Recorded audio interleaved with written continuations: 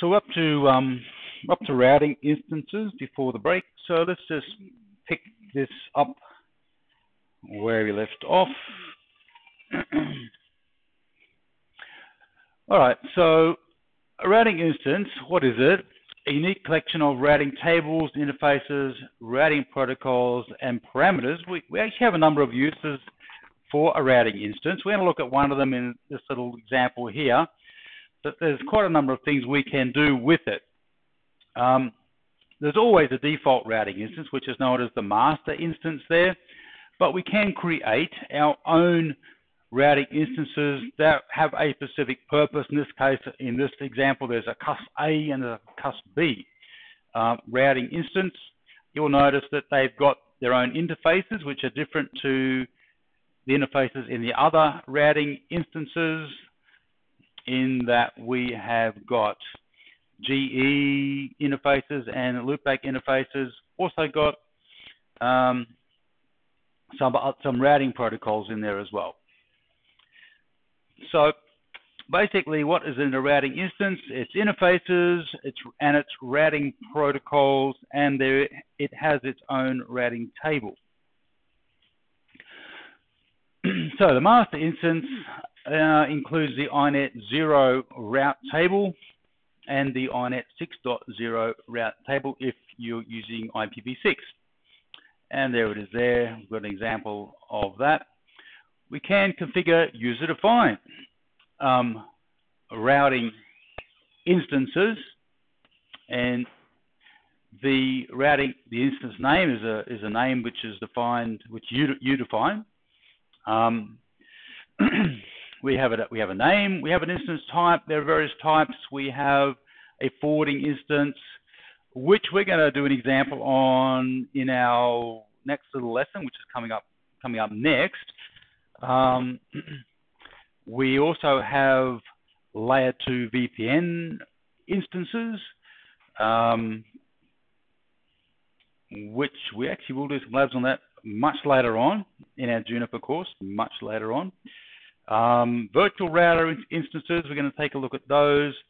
VPLS is virtual private LAN service, which kind of makes a network behave in a similar way to a switch, in that we're actually forwarding layer 2 packets there. And then there's VRF, which is a virtual routing forwarding instance,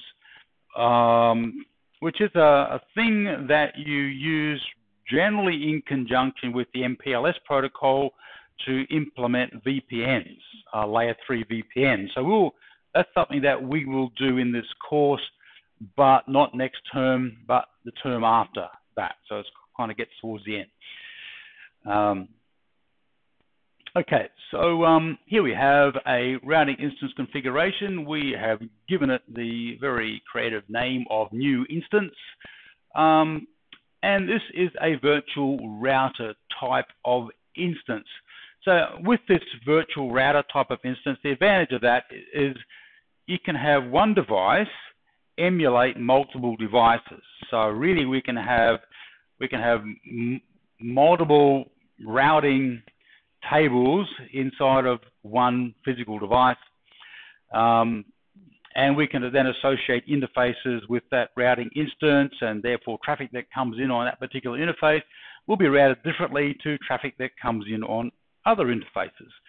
So here we have a virtual router instance. We've got some interfaces there. We've got a static route.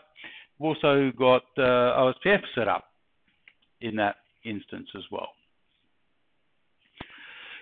So when we've got our instance set up and we wanted to test traffic, we want to see, want to do connectivity tests and so on, to see that our routing is working. When we're actually working or looking at the interfaces or even doing connectivity checks, it is important to reference the routing instance name in the command. So here's a show interfaces terse command, but I'm interested in the interfaces that are part of a particular routing instance. So I'm going to do show interfaces terse routing instance and then put the name of the routing instance there, which in our case is new instance. So then I'll see the interfaces that are in that instance. routing instance. Also, if I'm doing a connectivity test, this is an example of a ping, and we're doing a connectivity test, and I must reference the routing instance, new instance in the command. We can also look at a route table for that instance. So if I do show route table, new instance, inet.0, which will be automatically created, and then I can see the routes that are present in that routing table. Okay, so it is important, if I'm wanting to get information about an instance, you just reference that instance in the command that you're using. Now, sometimes we want to share routes between a routing instance.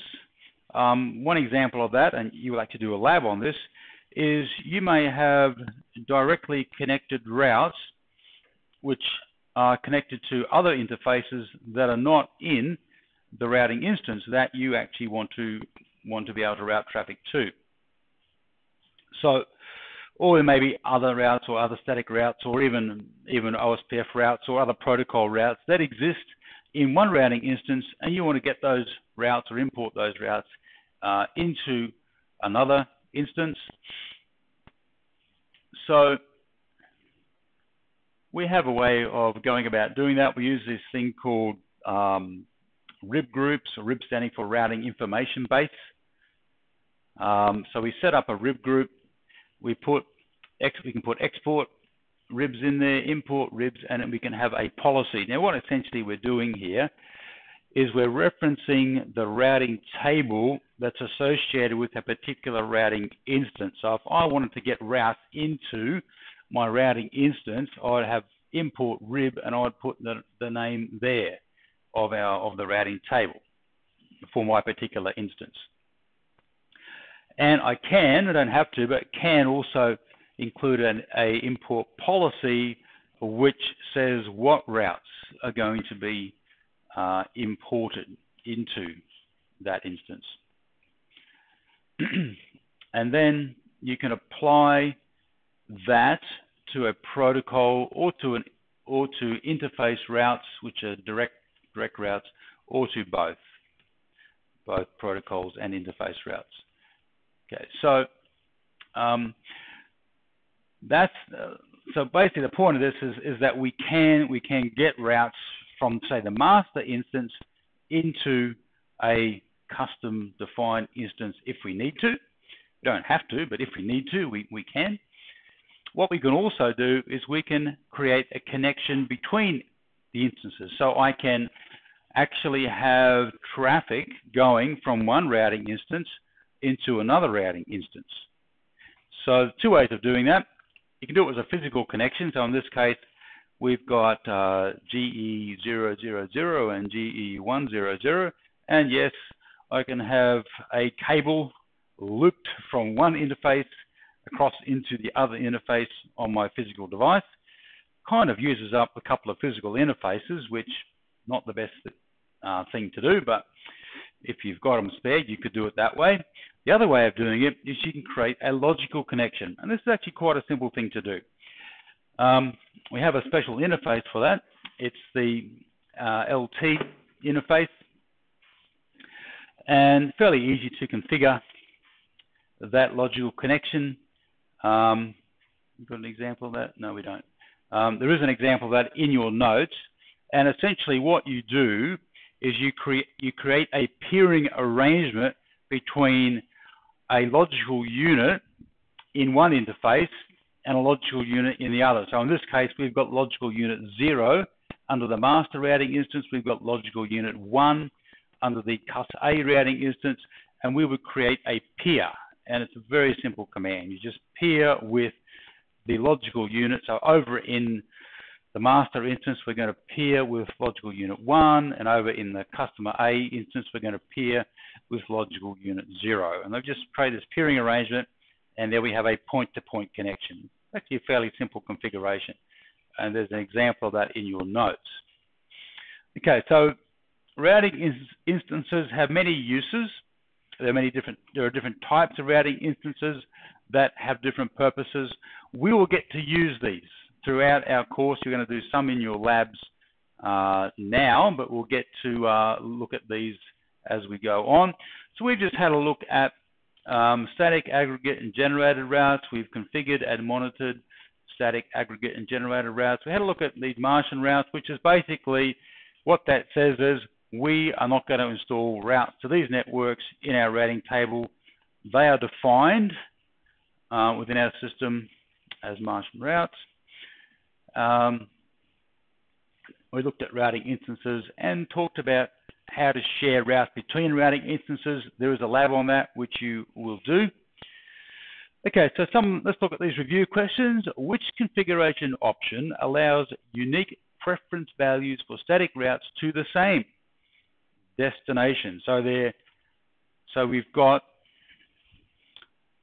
a static route to the same network, but we've got more than one next hop. What was the configuration option that we used to have a different preference or a unique preference value for static routes to the same destination? What was that? Remember, what do we add in? How do we configure that? Remember that? Qualified next hop. Okay, qualified next hop. And after you use the qualified next hop statement, you get to say what the preference is for that next hop. Okay, so you can have a different preference. Okay, what is the default next hop for aggregate and generated routes? It's actually reject. It actually is reject. Okay, so that's the default. Does that mean that all traffic, it doesn't pass any traffic? No, it doesn't. It means as long as there's a contributing route, the route will be active and it will work. Purpose of Martian addresses, they are the networks that we will never install in our routing table. Okay, that's the purpose of those. And common use of routing instances is where we actually want to route traffic differently. So traffic that comes in on one interface will be routed in one way. Traffic that comes in on another interface will be routed differently. Okay, so we don't just have the same routing that applies to everything. So we can really have emulate multiple routers inside the one device. There's also other very specialized things we can do where we looked at the VRF tables. We looked at the forwarding type routing instances. We're going to get into that in our very next lesson, in fact. All right, so let's have a look. Let's get this next slide up here.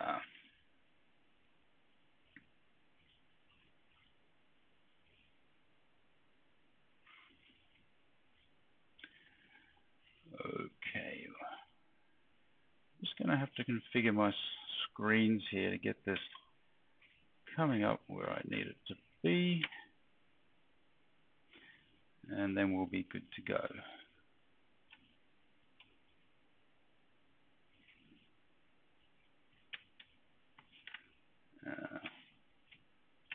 Still misbehaving. Let me just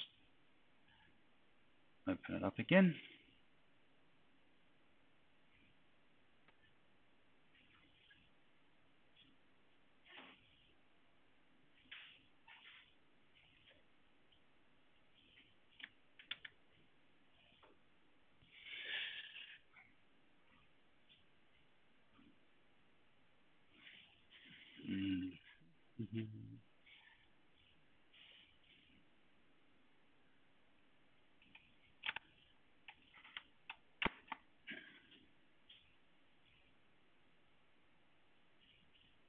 Okay, that's looking better now. All right.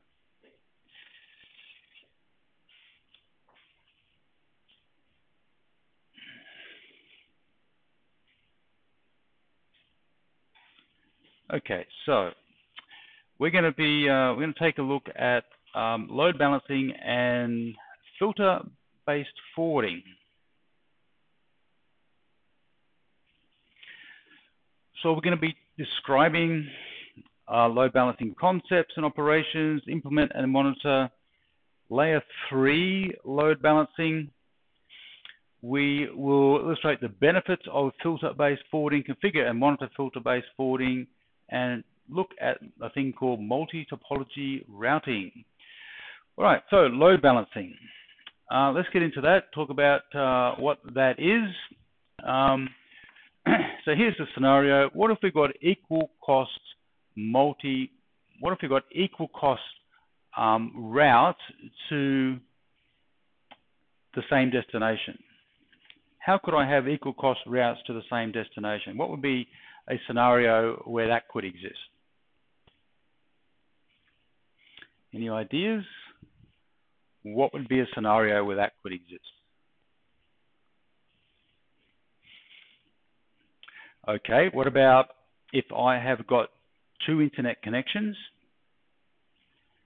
and they're equally as good as each other? Huh?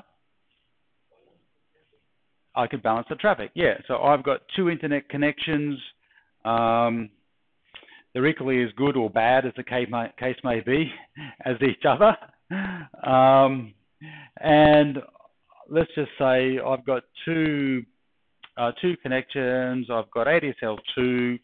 I've got 2 different ISPs. One of them is Telstra. One of them is somebody else, say, I don't know, on the net down the road here. And I've got these 2 connections, and I'm thinking, okay, well, what I'd like to do, they're both as good as each other.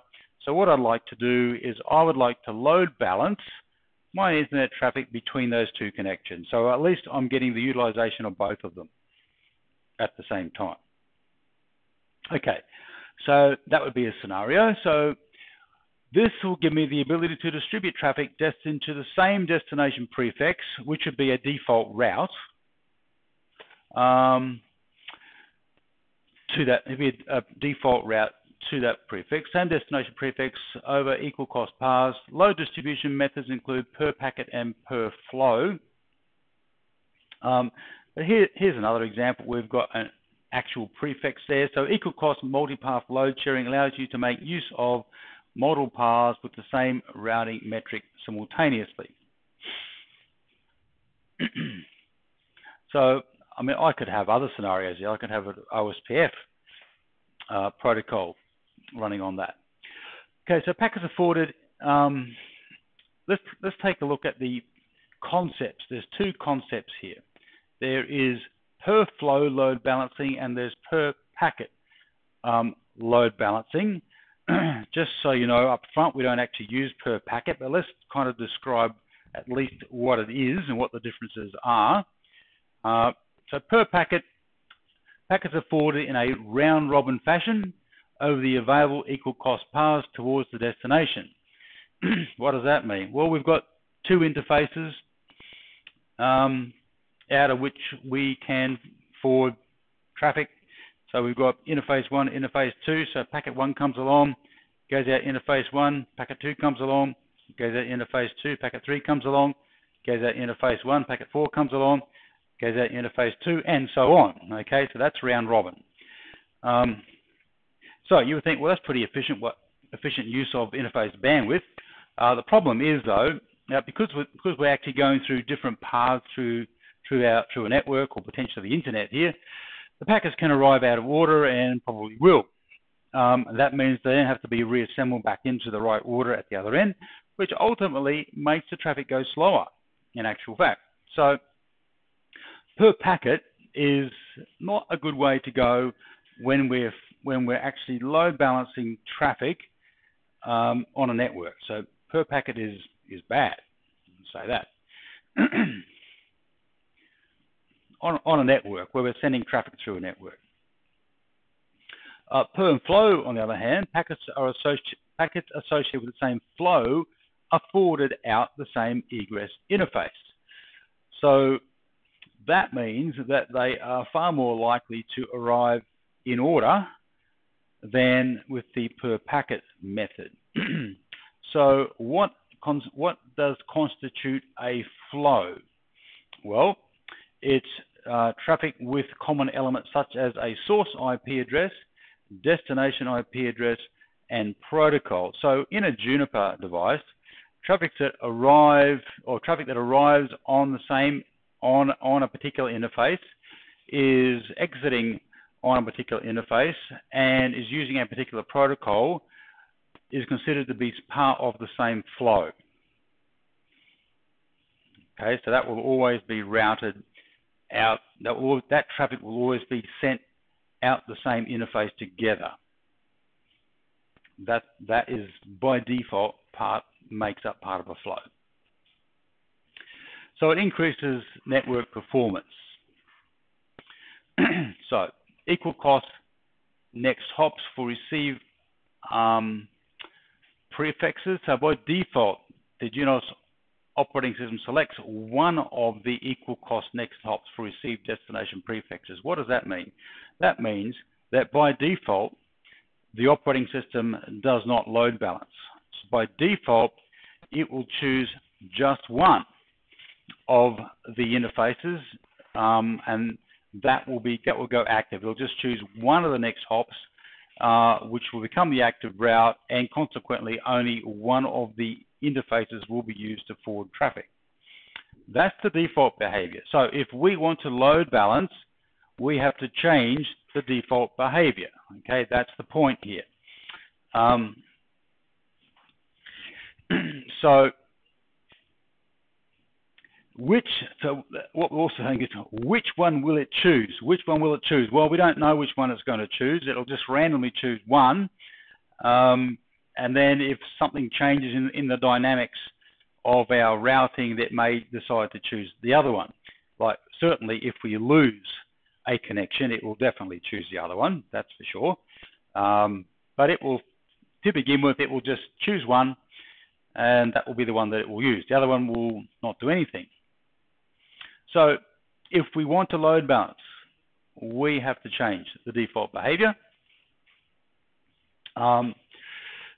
Let's have a look at the routing table and forwarding tables when the default behavior is in effect. So we have got, is our show route to our prefix 172.24/16. And what have we got here? We have got OSPF route to those particular addresses. Only the selected next hop is installed in the forwarding table. If we take a look at the forwarding table, then we're using the 172.20.0.2 next hop. So in other words, all the traffic to that address is going out interface GE002, all the traffic. So the other interface, which is 003, is not used at all, even though we've got a connection on it, even though we've got a valid path to that destination, is totally unused. So we wanted to rectify that situation. We want to use the other interface. We want to balance, we want to load balance and utilize both of these. How do we do it? We're going to use routing policy to install these multiple equal cost next hops into the forwarding table for that particular destination prefix. So here is our forwarding table after we've got our configuration done. We've now got both of our interfaces sitting in there for that particular prefix 172.24.0.0 and 172.24.1.0. We've now got both of those interfaces sitting there in our forwarding table. So how do we configure that? Let's have a look at it. First of all, it is a routing policy. So we're going under Edit Policy Options, the policy statement is load balance all. The actual statement that goes in there is load balance per packet. Now, this is a strange, quirky thing of the Juniper operating system in that it doesn't have an option to put load balance per flow. However, does it actually load balance per packet? No, it doesn't. It actually load balances per flow. So even though you write per packet, the operating system or the device actually does it per flow. Now, many years ago, like 10 years ago, the Juniper devices actually used to do it per packet, but they stopped. But the new devices, the hardware in the devices, the actual hardware that basically controls the forwarding, does it on a per flow basis. So this is kind of a strange, quirky thing in that you write load balance per packet. You cannot write load balance per flow. There is no option to put that in there. That's the only parameter that can be accepted. However, it actually load balances per flow. So this is a policy we've got going here. So policy statement, load balance all, then load balance per packet. We've got another policy here which says load balance sum. And in this, we're putting the route filter in here, and we're identifying the exact prefixes that we wish to load balance on. And then we're going load balance per packet. Okay. A little bit here about the per packet thing. I just say, well, this is just a strange, quirky thing. Actual load balance behavior is platform dependent, and it goes on and talks about the fact that the platforms that used to do the per packet are no longer sold, and they actually stopped being sold many years ago. And so basically, all devices load balance on a per flow basis anyway. It's just that, I don't know, maybe Juniper haven't got around to updating the command in the operating system. I don't know why that is, okay? It's just a strange, quirky thing. But it actually does load balance per flow. And as I said, the default behavior is if the traffic comes in on the same interface, is exiting on the same interface and using the same protocol, that is part of the same flow. You can change that. You can make that a little bit more granular and have some, you can put some layer 4 stuff in there to say, well, if it uses a particular protocol, then it's part of the same flow. So you can break it up a little. Okay, so then we apply that policy to the forwarding table. So in our edit routing options forwarding table, we apply that as an export policy. And so what that does is it then exports out of the routing table into the forwarding table this load balancing policy, which then installs both of those routes into the forwarding table. And the end result is that we have both of those routes. So the end result is just going back where we were. The end result looks like this. So our forwarding table actually has both of those routes in there. So you can go and test, you can check if it's actually worked. Now, we can actually determine how these, what is a traffic flow, what constitutes a traffic flow. So the default is incoming interface, destination address, source address, and protocol. Now, if those are all the same, then it's part of a flow. We can break it up and put in some, just add the layer 3, layer 4 data there, which will then start evaluating, okay, does it have the same layer 3 protocols? Does it have the same layer 4 protocols? So in other words, TCP traffic will be in a different flow to UDP traffic, for example. So you can kind of break that up. Okay, so let's look at implementing this scenario. Our objective is to ensure that both equal cost next hops are installed in R1's forwarding table for the listed prefixes, and ensure that R1 includes layer 3 and layer 4 port information when determining a traffic flow. Okay, so actually what difference would that make, by the way, if you included layer 3 and layer 4? What ultimate effect would it have, do you think, on how the router utilized that load balancing? What do you think it might do?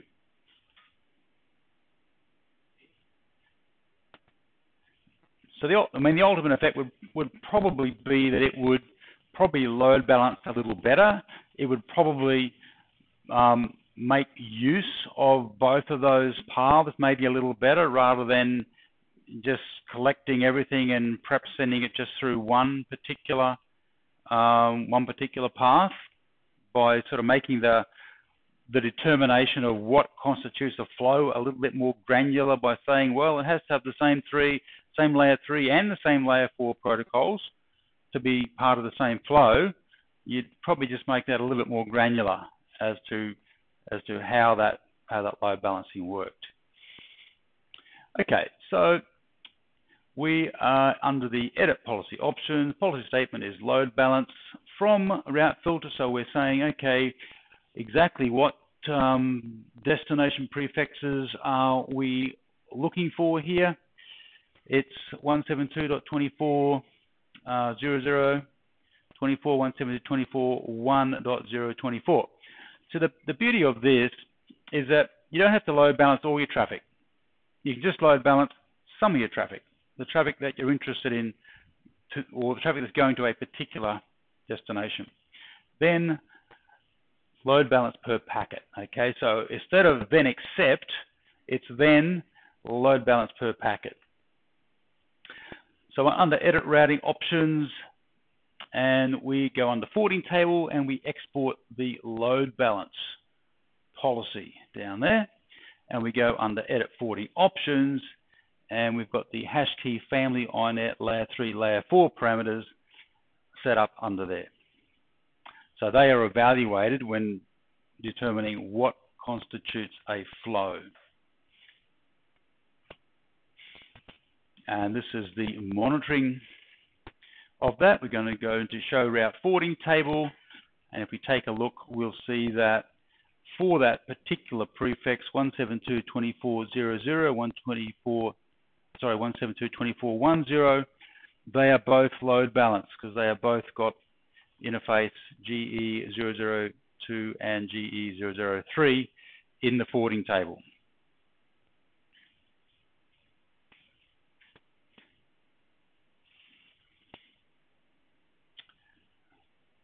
Alrighty, load balancing. Any questions about load balancing?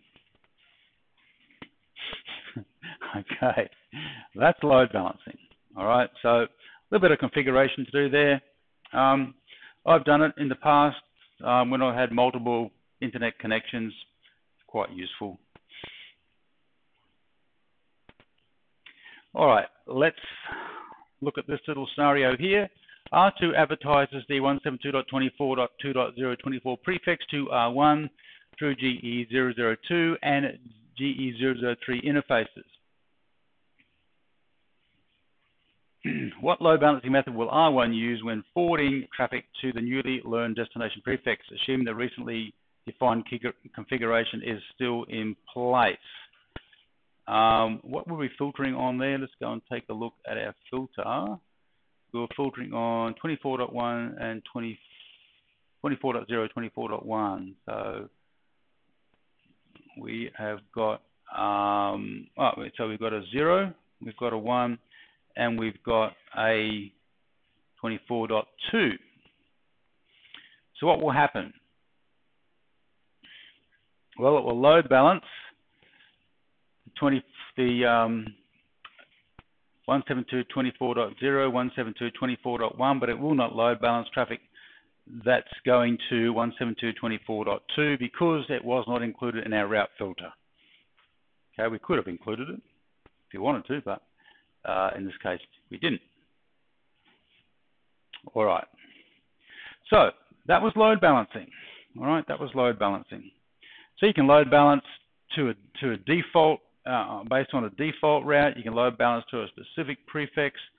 So it's quite configurable as to what you may need to do for a particular situation. All right, let's go on. Let's look at filter-based forwarding, and we'll take a look at what that is. Okay, traditional routing. Routers typically look at only the destination address of a packet when determining the forwarding next hop. Is that a true statement? Is that a true statement? Routers typically look only at the destination address of a packet when determining the forwarding next hop. How do routers make forwarding decisions? What happens? Yep, packet arrives. It looks at what information in the packet does it look at? It definitely looks at the routing table, yeah.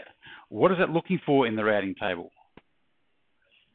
The destination, exactly. So it looks at the destination network or destination prefix, same thing. It means that the term prefix and the term network is interchangeable. It means the same thing.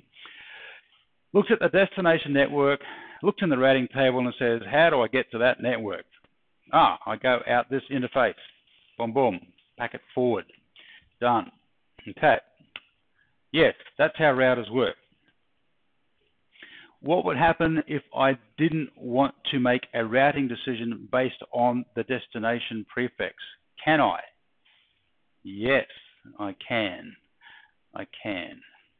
Filter-based forwarding allows routers to forward traffic based on additional criteria such as a packet source address. Source address. So I could make a forwarding decision based on where the packet is coming from rather than where the packet is going to.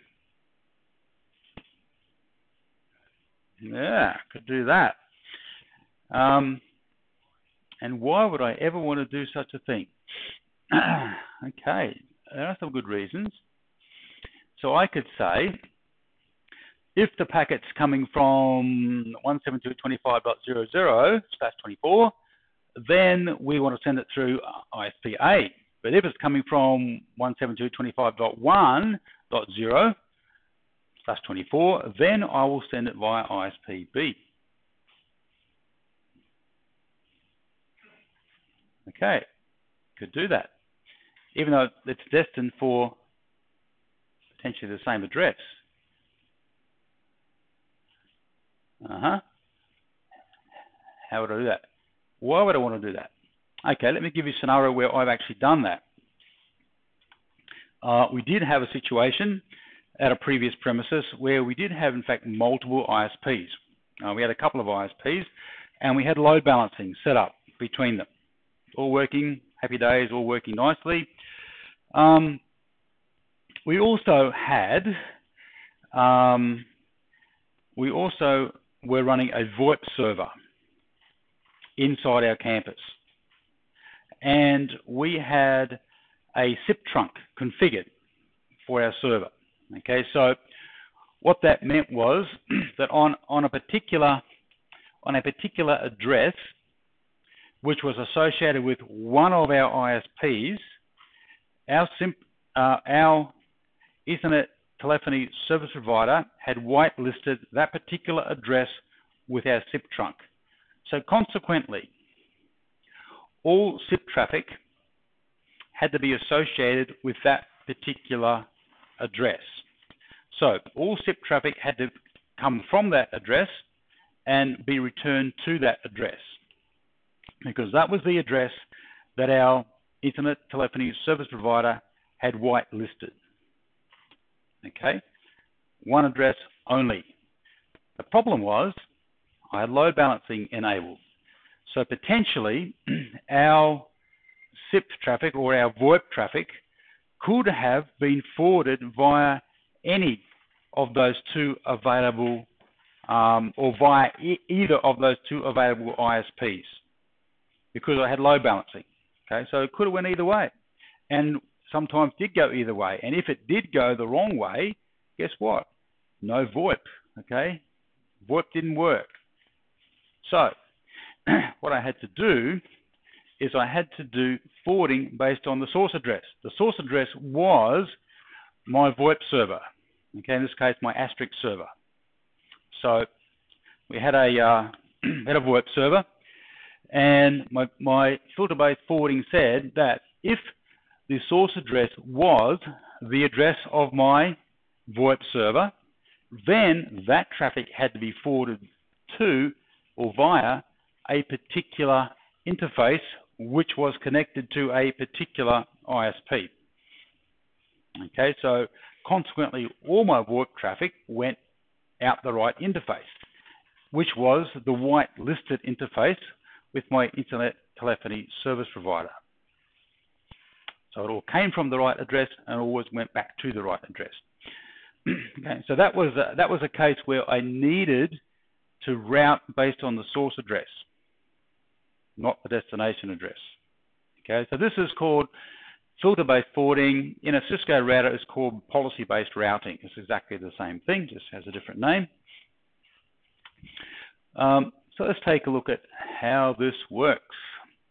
So filter-based forwarding includes the following configuration tasks. We go under the edit firewall hierarchy. We want to do a match traffic with a respective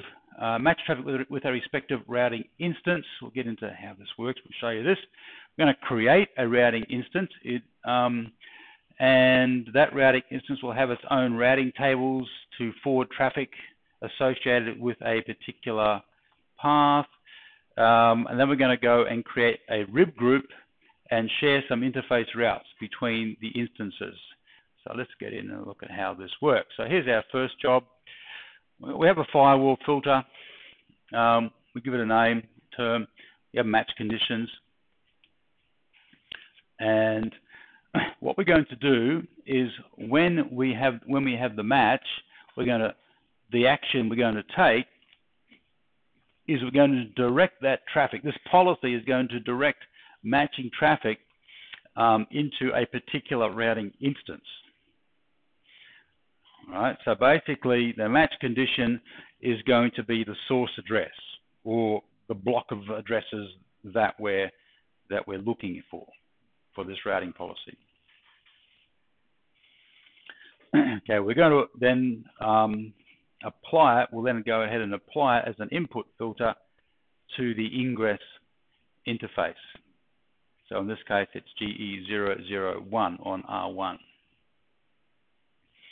All right, so what's going to happen is as traffic comes through that interface, if it matches the from statement, which will actually be an IP address or a range of IP addresses, the traffic will then be forwarded into a particular routing instance. Now, the information in that routing instance is going to determine what happens to it next. So here's our routing instance. It is a forwarding type routing instance, and it has got a static route in it with an next hop IP address. Okay, so in this case, the next hop IP address is the IP address of ISP A. All right, so the traffic will go into that routing instance and will be forwarded towards ISP A.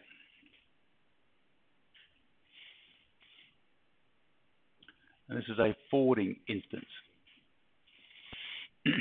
So now what we need to do is we need to get the interface routes. We need to share interface routes between the reference instance, and this is so that we can resolve directly connected next hops. Okay. So let's take a look at this case study, and let's look at this problem, and let's look at what the solution is to it. So we want to use filter-based forwarding to balance internet-bound traffic based on the source address on the R1 device.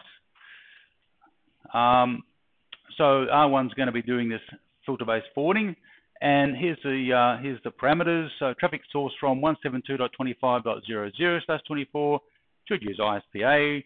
Traffic source from 172.25.1.0/24 should use ISPB. So how do we set that up? Well, we have got a firewall filter. We have got our first term, which we've called match subnet A, from source address 172.25.0.0/24, then routing instance ISPA. So we're going to create a routing instance which we are going to call ISPA. Okay, now when you first set this up, you're going to get this little error message saying, hang on, you haven't defined that yet. That's okay, we'll get to that, we will do it. That's our next step. Then we've got another term, says match subnet B, and from 172.25.1.0, then routing instance ISPB. So what we're doing is we're identifying the traffic, we're identifying the source address of the traffic, and we're then using policy going to direct that traffic into a particular routing instance, depending on our requirements. So we're going to put that filter onto our ingress interface there on R1, GE001 on R1. So we're going to apply that filter. And now we've got to go ahead and set up our routing instances. So here we have first one, ISPA. It's a forwarding instance. It's got a static route. Its next hop is 172.20.0.2, which relates to ISPA. That's the gateway there on ISPA. And then we've got another routing instance which we've called ISPB. It's got a static route to 172.20.1.2, which, as we can see, relates to ISPB. Okay, so end result is, depending on where the traffic is coming from, the filter will identify that traffic and forward it into the appropriate routing instance, which will then route it via the appropriate interface towards either ISPA or ISPB, depending on our requirement. And now we want to share these direct interface routes between the two routing instances. And the way we do that is we set up a rib group. We just call it anything we like. My rib group will do. We have import rib, and we reference in the routing tables that we want to share, or the routing instances, sorry, that we want to share between. In actual fact, it is the routing table. So we've got inet0, and we've got ispa.inet0 and ispb.inet0. So they are, in fact, the routing tables that we want to share these routes between.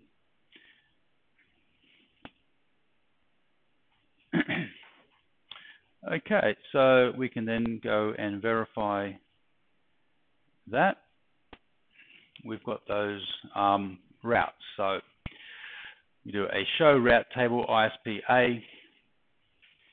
We'll see that we've got our static route in there, and we've got our interface routes in there as well.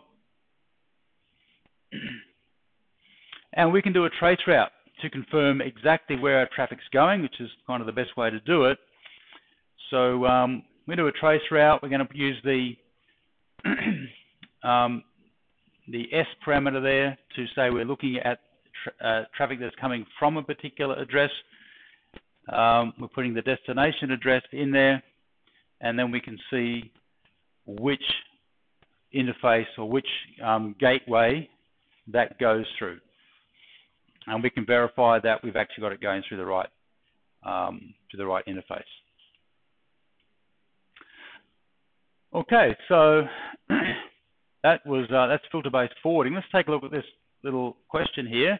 Using the previous example and configuration, what would R1 do with traffic source from 172.26.5.0? 172.26.5.0.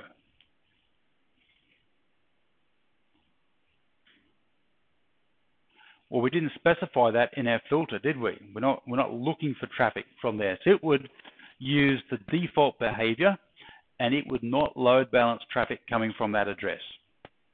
Okay, we'll just choose one of those paths and just send it down one of those paths.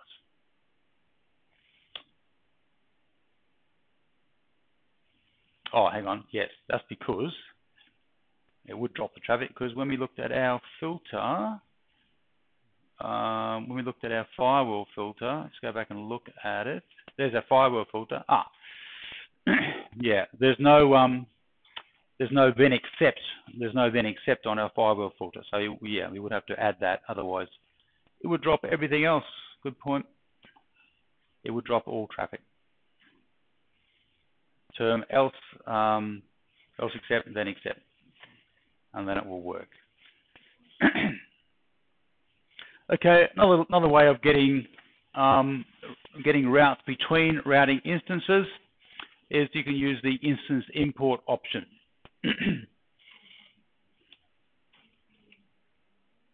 Okay, so just another way of doing it. Alrighty, this is how we do it. So we can go into policy statement, ISPA import from instance master, then accept, and we can go into show routing instances, and we've got the instance import, ISPA import defined under our routing instances. So there's a couple of ways there's a couple of methods basically of getting routes or importing routes into other routing tables.